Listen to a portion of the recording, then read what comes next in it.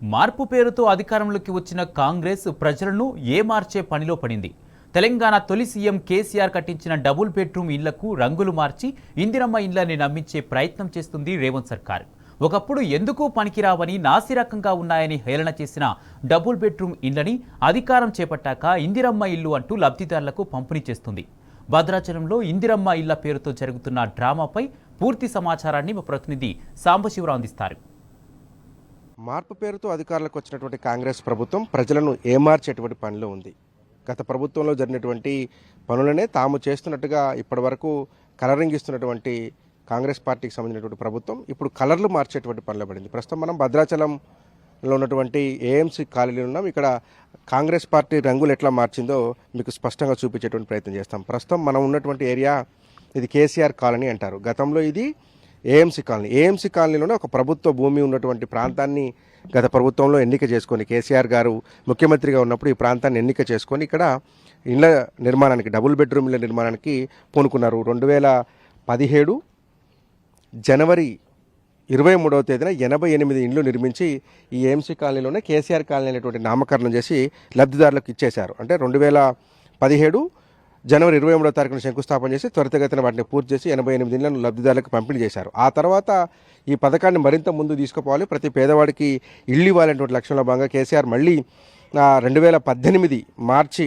16వ తారీఖున 250 ఇండ్లను దాదాపు 126 కోట్ల రూపాయలతో ఈ భద్రాచలం పట్టణానికి మంజూరు చేస్తే ఇప్పుడు మనం ఉన్నటువంటి ఏఎంసీ కాలనీ ఉన్నటువంటి కేసీఆర్ కాలనీలో దాదాపు ఒక 150 దాదాపు ఇండ్లు, అట్లాగే మనుబోతుల చెరువులో మరొక 100 ఇండ్ల దాకా నిర్మాణం చేసి వివిధ బ్లాకుల్లో కట్టేందుకు ప్రయత్నం చేశారు. తర్వాత 150 ఇండ్లు పూర్తి కావాల్సినటువంటి నేపథ్యంలో 2023 మార్చి 2వ తారీఖున 117 ఇండ్లను లబ్ధిదారులకు కేటాయిస్తూ జీవో తీసుకొచ్చారు. అప్పుడు కలెక్టర్ అనుదీప్ ఆధ్వర్యంలో లబ్ధిదారుల గ్రామ సభ నిర్వహించి లబ్ధిదారులను కూడా ఎంపిక చేశారు. కానీ లబ్ధిదారులకు వీటిని అందజేయడంలో మాత్రం కొంత జాప్యం జరిగింది. తర్వాత ఎన్నికలు రావడం, రకరకాల కారణాల చేత లబ్ధిదారుల గృహప్రవేశాలు ఆగిపోయినాయి. కానీ ఇప్పుడు అధికారంలోకి వచ్చినటువంటి కాంగ్రెస్ పార్టీ డిసెంబర్ 2024 గత కరెక్ట్గా నెల క్రితం డిసెంబర్ నెలలో ఈ 3 రంగులు వేసేసి మొత్తాన్ని తామే కట్టినట్టుగా ఇందిరమ్మ ఇళ్ళు అని చెప్పి మొత్తం చేశారు. దీనికి సంబంధించినటువంటి ఈ డబుల్ బెడ్రూమ్ ఇళ్ల సాధనలో ఏం జరుగుతుంది, ఈ సాధనకు సంబంధించినటువంటి దాంట్లో రాజా పోరాటం చేసినటువంటి తెలంగాణ ఉద్యమకారుడు ఎంఆర్పీఎస్ నాయకుడు కూడా మనతో ఉన్నారు. సార్ రాజా గారు, అసలు ఇక్కడ ఏం జరుగుతుందండి? కేసీఆర్ కట్టినప్పుడేమో ఇవన్నీ కూలిపోతాయి, ఇసుకతో కట్టారని చెప్పారు. ఇప్పుడేమో 3 రంగులు వేసి ఇవి ఇందిరమ్మ ఇళ్ళు అంటున్నారు. నిజమేనా? అసలు ఏంటి పరిస్థితి? కేసీఆర్ గారు పేదలకు తన సొంతిల్లు కళ నెరవేర్చేదానికి ఒక అద్భుతమైనటువంటి భవనాలు నిర్మించి ఇచ్చేదానికి ప్రయత్నం చేస్తే ఆ ప్రయత్నాన్ని తిప్పికొట్టేందుకు కాంగ్రెస్ ప్రభుత్వం ఇప్పుడు ఉన్నటువంటి రేవంత్ రెడ్డి గారు అనేక రకాలైనటువంటి మాయమాటలు చెప్పి ఆ మాయమాటలను నమ్మించే ప్రయత్నం చేసి గద్దెనెక్కిన తర్వాత కేసీఆర్ గారు కట్టించినటువంటి పేదల ఇళ్లను తనే కట్టించినట్టు రంగులేపించుకొని రంగుల మాయ ప్రపంచంలోకి తీసుకొచ్చే ప్రయత్నం చేస్తున్నారు. దాన్ని ఎవరు నమ్మే పరిస్థితి లేదు. ఇందిరమ్మ ఇల్లులు అంటే కేసీఆర్ కట్టిన ఇల్లులు ఇందిరమ్మ ఇల్లులు ఎట్లయితే, కేసీఆర్ గారు భద్రాచల ప్రాంతంలో అనేక మంది పేదలు ఉన్నారు, వాళ్ళకి సొంతిల్లు కళ నెరవేర్చాలనే ఉద్దేశంతో ఇక్కడ నిర్మాణం చేసినటువంటి ఇండ్లకు ఇచ్చిన రోజే ఇది ఇందిరమ్మ ఇల్లు అని చెప్పేసి మాయమాటలు చెప్పి తన రంగులేపించుకొని ఆ రంగులను చూపించేందుకే తప్ప ఇక్కడ ఇచ్చినటువంటి ఇళ్లలో ఎటువంటి కరెంటు కానీ మంచినీళ్ళ సదుపాయం కానీ కనీస సదుపాయాలు ఇక్కడ లేనటువంటి పరిస్థితి ఇక్కడ కనిపిస్తుంది.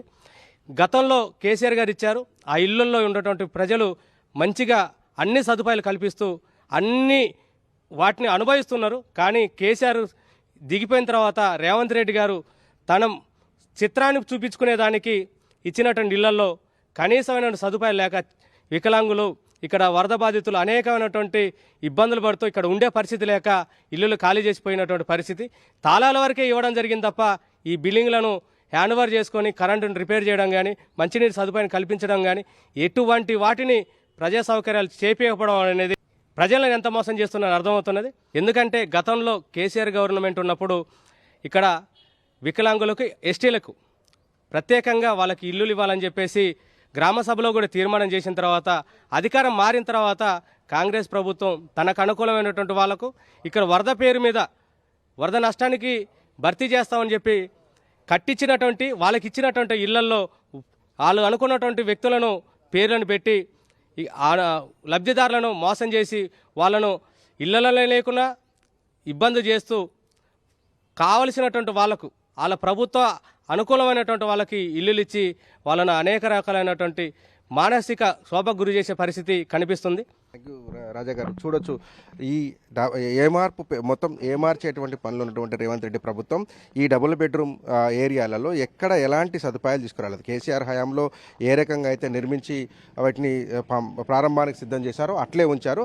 ఆ తర్వాత దొంగలు పడి మీటర్లు ఎత్తుకుపోయినటువంటి పరిస్థితి కనపడుతుంది. డోర్లు పలగొట్టినటువంటి అనేక గదులు అట్లాగే ఉండిపోయినాయి.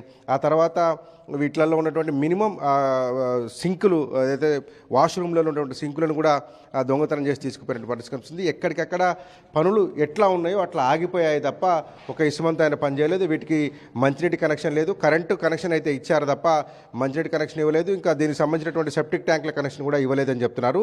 119 ఇళ్లలో 117 ఇళ్లలో మొత్తాన్ని కూడా ఇక్కడ ఉన్నటువంటి వరద బాధితులు అట్లాగే వరద బాధితులతో పాటు కొంతమంది వికలాంగులు తర్వాత 100% ఎస్టీలు ఏదైతే ఎస్సీ ఎస్టీలలో ఎస్టీలు లంబాడ కావచ్చు కోయ కావచ్చు ఆదివాసీ గిరిజనులకు మాత్రమే ఇళ్ళు దక్కేలాగా నాటి తెలంగాణ రాష్ట్ర ప్రభుత్వంలో ఉన్నటువంటి కేసీఆర్ నాయకత్వంలో నాడు ప్రతిపాదన చేస్తే ఇవాళ కేవలం 20-30 మంది ఎస్టీలకు ఇచ్చి మిగిలిన వాళ్ళంతా తమకు నచ్చిన వారికి ఇచ్చారని చెప్తున్నారు. 2023 జూన్ 2వ తేదీన తెలంగాణ రాష్ట్ర ప్రభుత్వం ఇచ్చినటువంటి లబ్ధిదారులను మార్చేసి డిసెంబర్ 2024లో కాంగ్రెస్ ప్రభుత్వం వచ్చిన తర్వాత కేవలం ఒక 200-300 రూపాయలు డబ్బులు పెట్టి తీసుకొచ్చినటువంటి రంగులు 3 రంగుల జెండా వేసి దీని పేరు మార్చి ఇంద్రమ్మ కాలనీ అనేటువంటి పేరు మార్చి లబ్ధిదారులకు ఇచ్చి ఏమార్చేటువంటి ప్రయత్నం చేసిందని కూడా భద్రాచలం వాసులంతా కూడా దుమ్మెత్తిపోస్తున్నారు. వీడియోలేసిన నాగరాజు, సాంసరావు టీ న్యూస్, భద్రాచలం నుంచి.